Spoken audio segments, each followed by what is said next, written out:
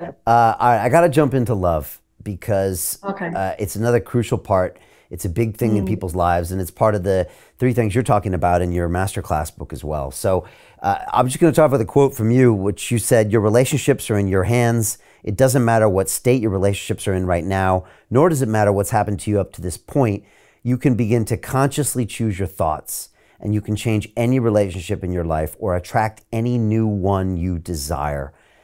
mhm. Speak about how the secret works in love. Right. So if you're already in a relationship and you'd like it to be better, um, then it just requires some positive input. There were some statistics that were once done that I wish I could remember.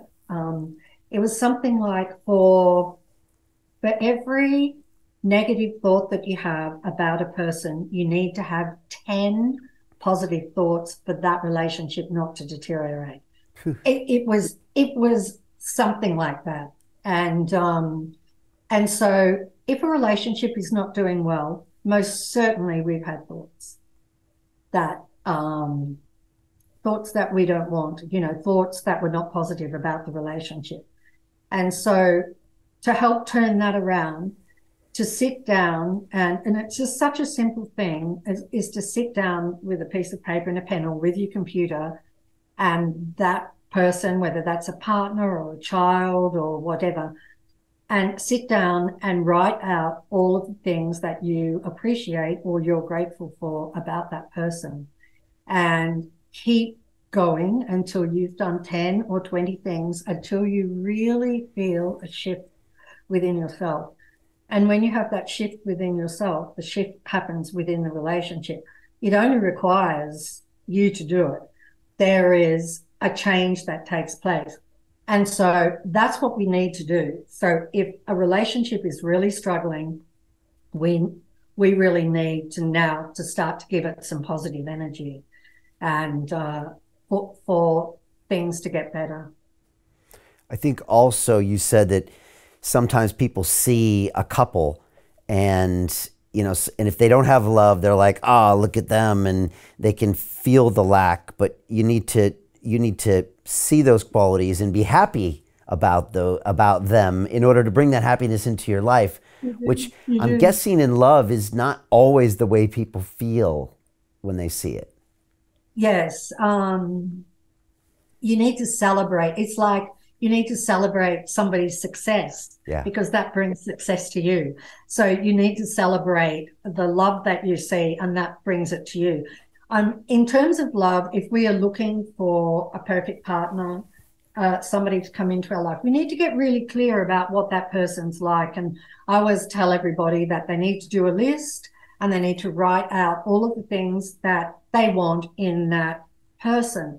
And it really should be a list of 100 or 200 things, Are they religious? Are they close to their family? Are they workaholics? Do they like classical music? Or they like go to the football? Or they like everything, absolutely everything.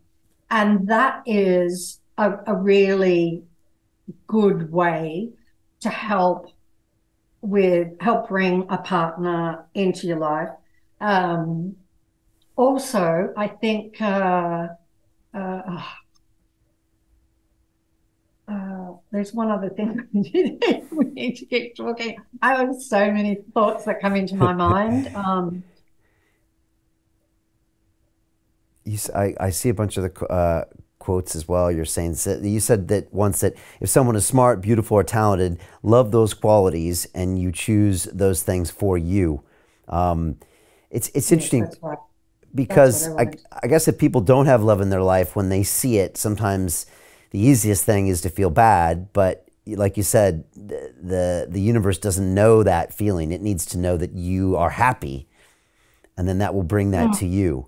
Um, that's right. And I remember what I wanted to say to you is the amount of love that we receive, it if we want to increase that dramatically, then what we need to do is love everything and everyone as much as we possibly can. And so, and love is actually the most powerful force of all. And I wrote about that. That was the book, The Power. It is because the whole universe, the substance of the universe is love. So to just love everything, and you can wake up and you can just have a rampage of love. Oh, I love it when I have a good night's sleep like this. I love my shower. I love it when the water's hot like this. And, I love it when the sun is shining. And I love winter and put on a scarf and gloves. And I love meeting my friend for coffee. And I really love my job. And like you can do this real rampage, of all the things that you love. But also in terms of people, because in religious scriptures, it says, love your enemies. And I could not impress more than that, is to love your enemies. And because if you love your enemies, wow, watch what will happen to your life. There's no room. We don't want to waste time and hurt our own lives with resentment toward anybody, because it does not hurt the other person, but boy, it hurts us. It's full of lack. It harms our health. It harms our prosperity. It harms other relationships. It is not worth it. Not worth it.